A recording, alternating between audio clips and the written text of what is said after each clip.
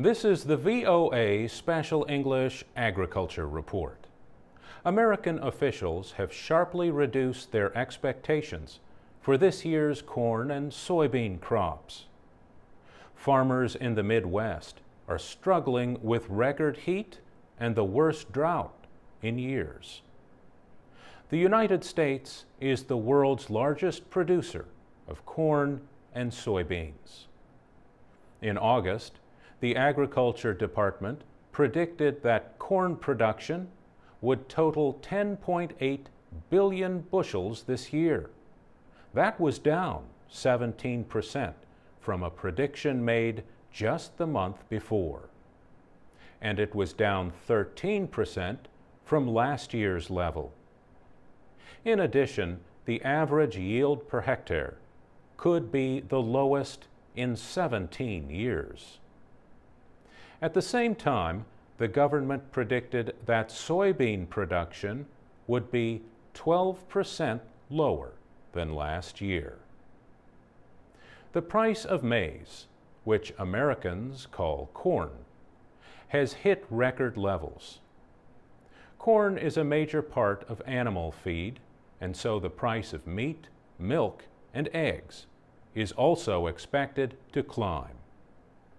The United Nations Food and Agriculture Organization says average food prices worldwide rose 6% in July. The American drought was a big reason. Gawain Kripke is a food price expert with the anti-hunger group Oxfam America. He says drought in the United States affects the whole world because it is such a big food producer and exporter. The situation has renewed the fight between food and fuel. About 40% of the nation's corn crop goes into making ethanol. The production process leaves some of that in a form that can be fed to animals. Still, at least 1/4 of the American corn crop is now used for fuel. The United States requires that part of its corn crop be used in the production of biofuels. The use of ethanol has grown as government requirements have increased. But the head of the FAO, writing in the Financial Times, called for an immediate temporary suspension of that requirement. José Graciano da Silva said more of the American corn production could then be used as food or to feed animals.